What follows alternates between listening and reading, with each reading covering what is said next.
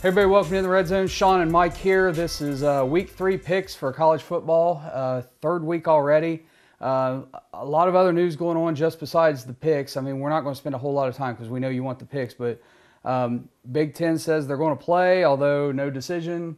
There's been no vote. I mean, their time is ticking. They said it's October 17th, but they said that could get pushed back. I don't see how that works because then you're going way past even, I mean, the bowl prediction, the bowl playoffs, or the playoffs are going to be set December 20th. They start any later than that, I don't see it happening. So I guess we're in wait and see mode, but they need to get back on the field right now if they're going to play. Yeah. And I don't think at this point, if you're one of the other 3 conferences that is playing, you don't want them to come back. Yeah. So. Well, and a lot of these programs already have COVID protocol.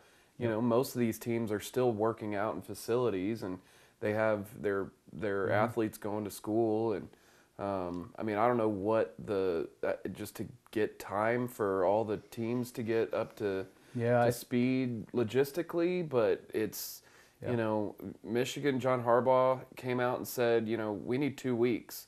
I'm sure that on average you'd probably see 3 weeks. I would say for some of those other schools.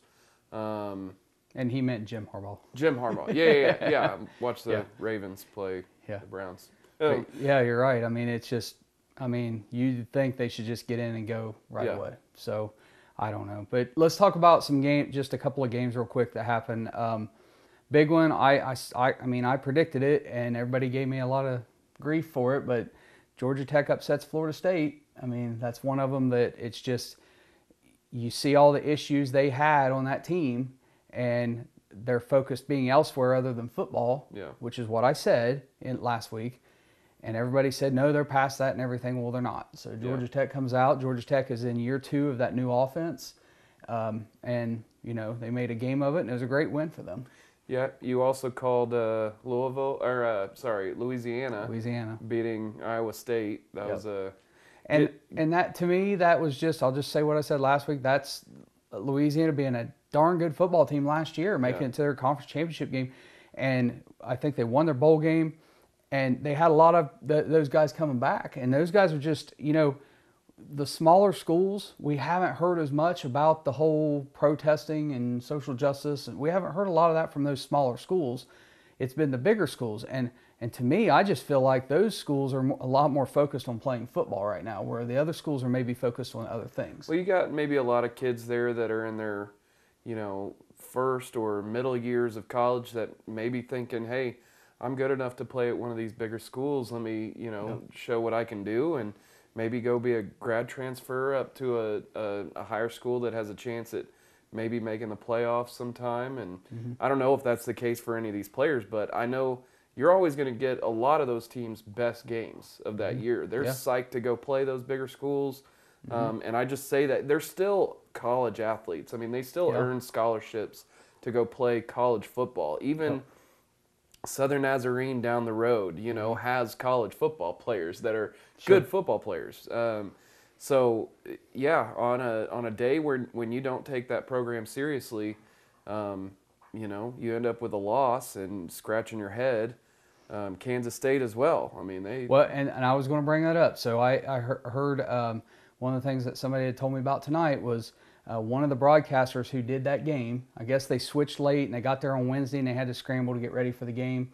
And from what I was told was one of the broadcasters has made comments online or something about how in the pregame, the lead up, when you're meeting with the teams and you're going over and you're doing interviews and you're trying to get storylines, you know, for the game, was that they said Arkansas State, all they talked about is we want to do this against Kansas State. We think this is going to be effective. You know, the X's and O's, and we have a game plan for this.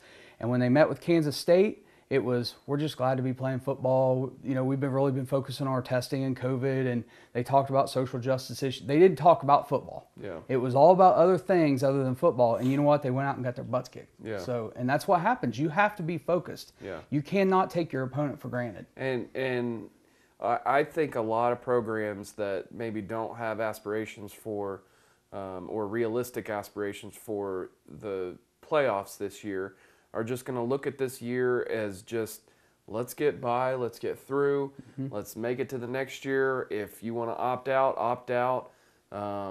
if you want to come back, you know, Yeah. like there's going to be a lot of programs out there. And I urged fans, I even as a Sooner fan this year, just had to say, you know what, this year, all bets are off. Yeah. No pun intended, but I'm just going to give my team a lot of grace. And I think a lot of teams or a lot of fans from a lot of those teams should be doing the same thing, because only a few are going to come out in the end of this that are truly looked at as being elite, and the ones that focused on playing football.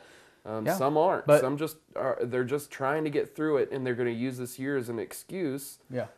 Which there's a lot of hurdles to jump in this year. I don't blame them one bit, but just if your team's not doing good and you expected them to do good, it's just a different kind of year. Well, and take Clemson, the number 1 team right now. I picked Wake Forest in the points, and Clemson did not cover. And somebody made a comment about, well, they yanked all their. Of course they did. I mean, and you have to take that into account when you start That's why I betting didn't on pick, these games. Sure, Sooners beat our spread, but the spread that was put out, 50-something points. It was 50.5 at kickoff. Yeah, so, and they don't cover that.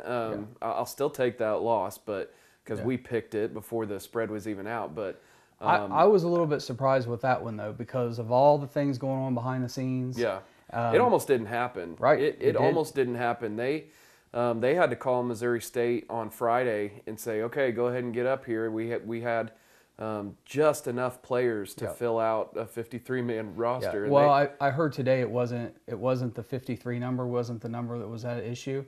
It was you have to have a certain number of players at each position. You have to have 7 offensive linemen and 4 interior linemen and at least 1 quarterback. And the issue was on the defensive line. Okay. That's where they were short. They were if they had one more on the defensive line, they wouldn't have been able to play. Yeah, because I remember we went to the game and I was sitting there thinking that's a lot more than 53 players. Yeah. I felt like when they Yeah. ran out of the tunnel. But they've got walk-ons. I mean, a ton of guys got plays. I mean, I remember looking at you and being like, "Who is that kid?" And the other thing too is because of the extra year of eligibility. I mean, when teams get up big, they're going to put young guys in. Yeah. They're going to put freshmen in. So when you see a big spread, I mean, even if it's a team like Clemson, that doesn't mean they're going to cover that, because they're probably going to play a lot of young guys because they can. Yeah. I mean, so it's not about blowing somebody out. Sam Ehlinger from Texas, he didn't play. He played, I think, 1 series in the second half, and they yanked him. I mean, why? Mordecai started the second half. Yeah, why keep your starting quarterback if you really have realistic expectations about this year? Why keep your players in, your starters in? Yep. You know, give some of those guys that are on the scout team who've been working their butts off every day. Was it? Is his name Chandler Morris? Yeah. The quarterback, he was, I guess, the third string on Saturday, and he looked impressive. Yeah, I thought he looked better than Mordecai. I do too. To be honest. I really do. I think he was kind of a Baker Mayfield light. Yeah. Cleveland Brown, Baker Mayfield. I will say the first few weeks have for me, if I'm putting money on games, is I'm shying away from big spreads. Yeah. Because that's just, it's going to be hard for teams to really cover in most cases. So, and real quick shout out. Don't know who it was, but read today, somebody put down a $10 parlay bet, 11 teams off over different sports, a $10 bet. And they hit over the weekend $152,000 on a $10 bet. It was like they had like Georgia Tech on the money line, Arkansas State on the money line. Wow. They had Duke in the points, the Yankees. They bet the Lakers game. They hit on all of it. I don't know who you are, but man, congrats. That's a great. I think I saw somebody put a $60,000 bet on maybe Kansas State to win. I want to say it was Kansas State, but somebody put down a $60,000.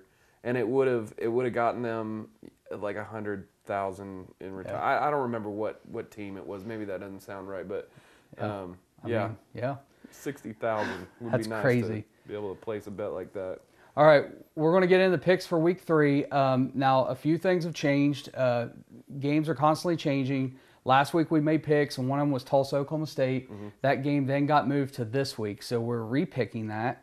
And then you had Houston was supposed to play Memphis. That's not happening, so now Houston has gotten a game with Baylor.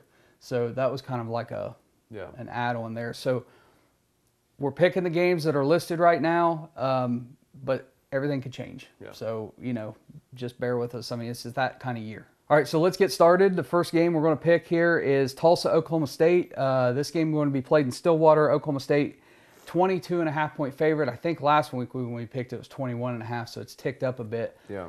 What we know now, because of the game getting moved, was that Tulsa hasn't had very many practices. Yeah. And that's why they had to move it. They've been hit with COVID, and so limited reps for them. Last week I picked Tulsa and the points. Because of how good they finished last year on defense, things like that. Oklahoma State has been full throttle from the get-go. They've had some issues and tension between players and coaches, but they've had practices every day. They haven't really hit a speed bump or anything. It's been full steam ahead, and this is a team that out there was going to be considered a winner, for the Big 12. They were one of them in contention. This might be the year they could beat OU. I mean, that's the talk. I'm not saying that's going to happen.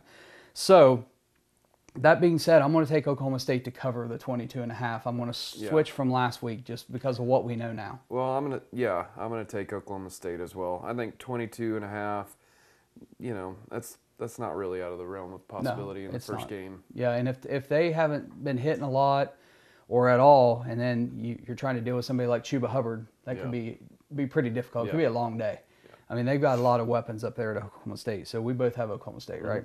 All right, next game, Austin Peay against Cincinnati. Cincinnati is now ranked 13th, mostly because the teams that aren't playing are no longer in the rankings. So we're only ranking teams that are playing, and Cincinnati pops in there at 13. It'll be their first game. Austin Peay's had 2 games already. There's still no spread listed on this game. So, Austin Peay has not been that impressive this year. Yeah. They've just kind of been, they've struggled. And Cincinnati's coming off, I think, 2 11-win seasons. Desmond Ritter's back for 3rd year as a starting quarterback. Weapons all over the field. Luke Fickell has this team they're on the trajectory of becoming a Power 5 program at some point very soon if he stays there. And I think Cincinnati really runs away with this one. I'm going to go ahead and set the spread at 35. So what do you think? 35. It's a big spread, but I gotta look and see Austin Peay in their last 2 games. Lost to Pitt, 55-0, and then Central Arkansas 24-17 in that first game. I'll take Cincinnati to cover. Yeah, I'll take Cincinnati to cover 35 too. This is just it's something we're trying to figure out to make it fair. We've been pretty close on the ones we've made up so far. So and hopefully a number of that comes out soon. I think there was a number and then it got pulled, but I'm not sure what's going on there. So okay, next game, Syracuse at Pitt. Pitt 1-0, Syracuse 0-1.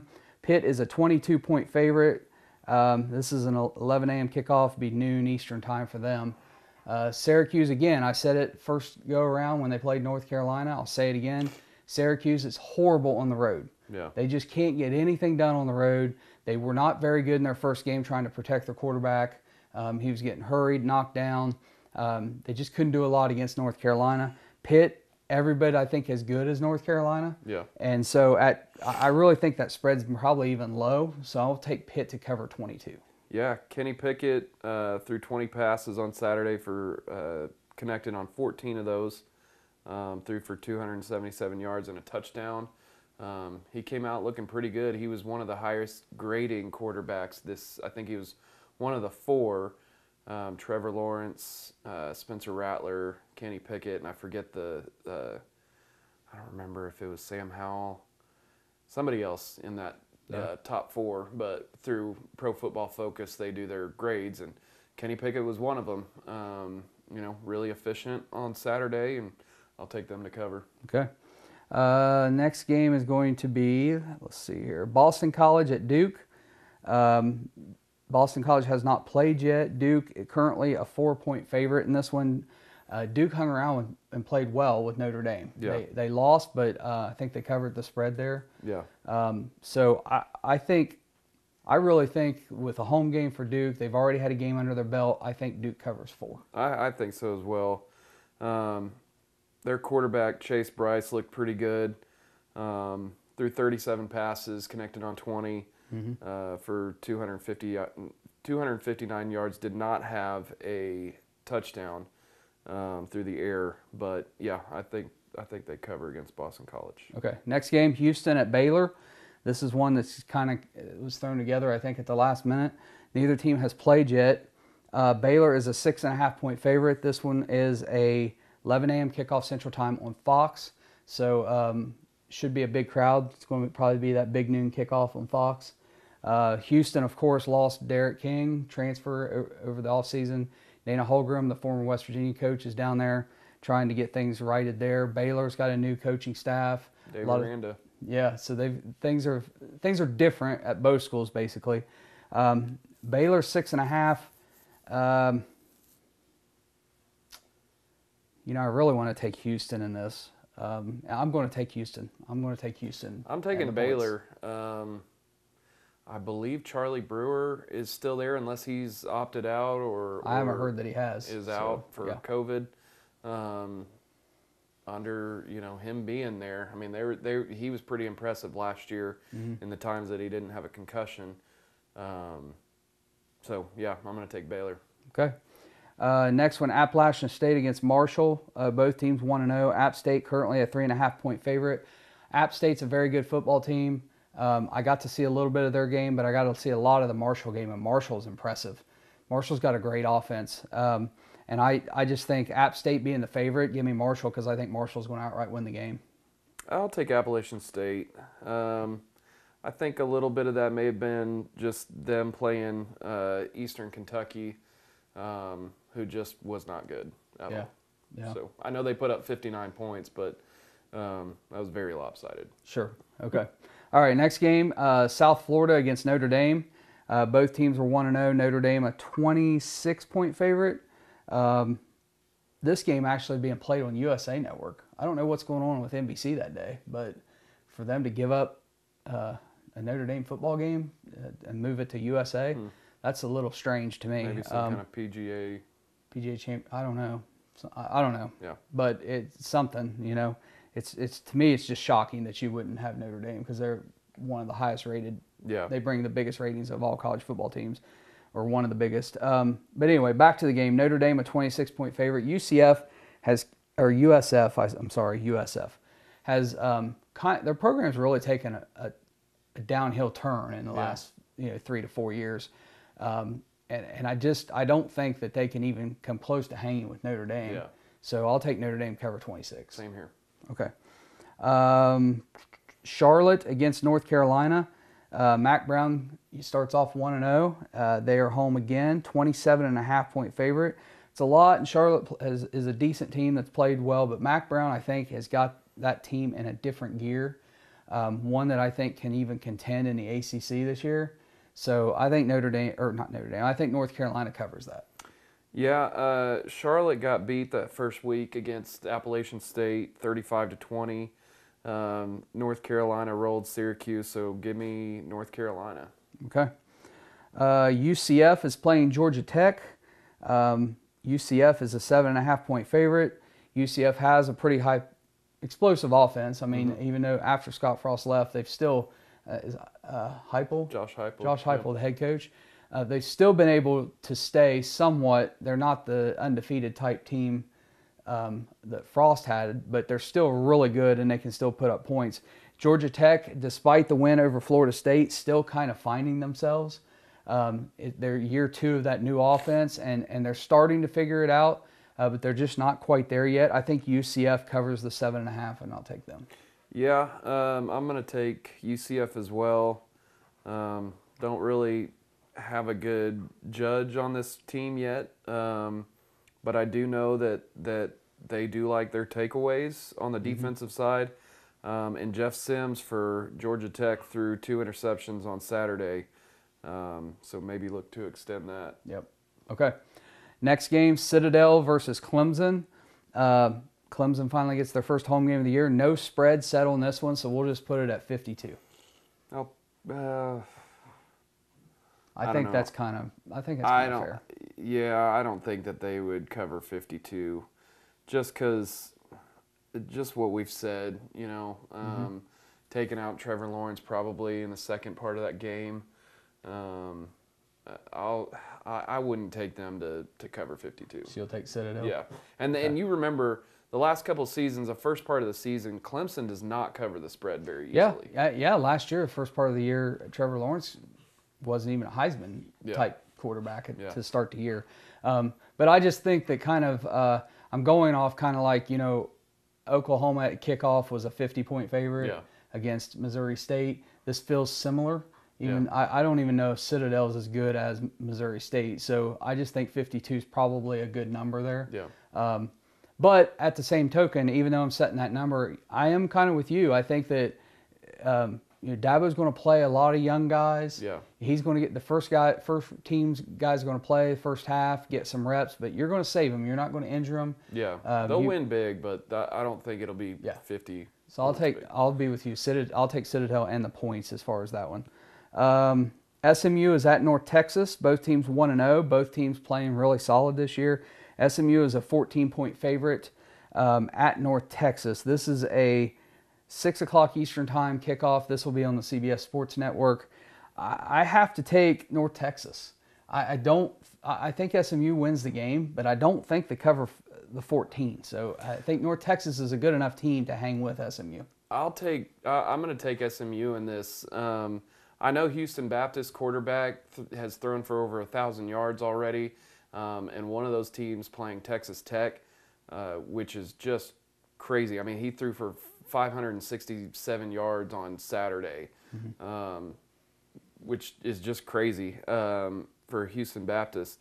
But I'm going to take SMU in this. I think Shane Buechele, I don't know. I just think that this is his year to prove himself.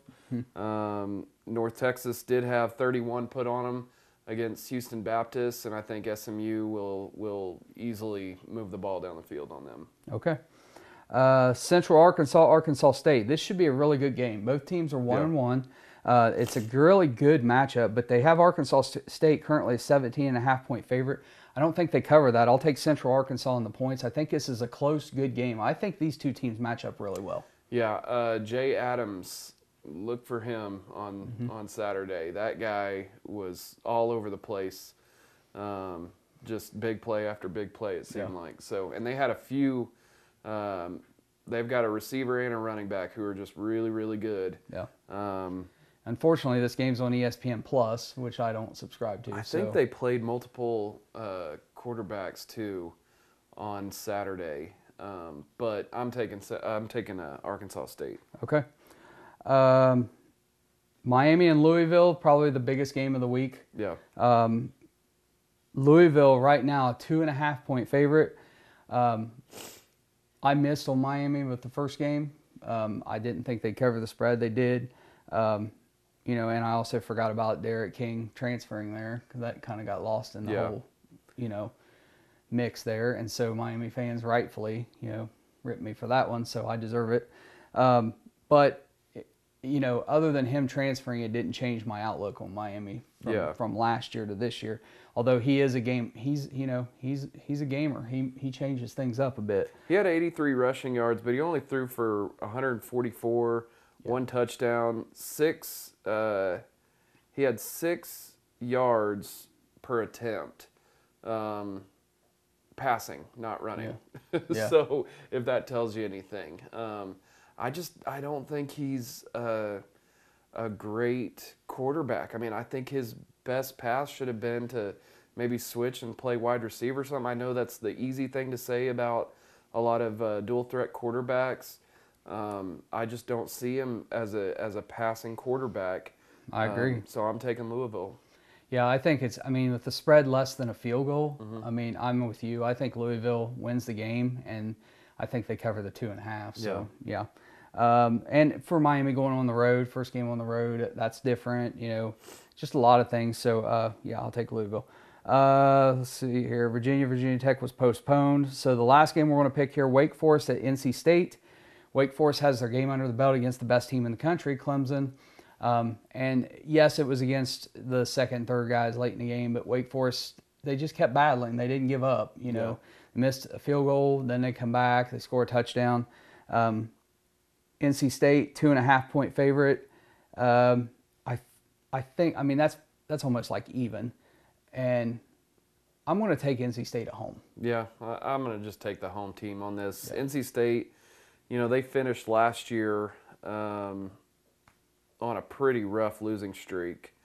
Yeah. They lost at least the last 5. They lost the last 6 games of the season last year. So look for them, you know, want to get that taste out of their mouths and Right. just start over with a brand new, fresh year. And you got to try to start. You got to start off with a win at home when you Yeah. can. When you got a team like Wake Forest Yeah, coming in. and every few years they're pretty tough. I mean, Yeah. every once in a while they kind of strike with some players and are pretty good. So Okay. That's it for the picks for week 3. So we don't have anything else. So we just ask that you, if you haven't subscribed to the channel, like the video, comment all the time, comment. I'll respond. I'm not even going to say all of them, but I'll respond to some of them depending on if they're nice or not. Yeah. But that's it. You guys enjoy week 3 and we'll see you next time.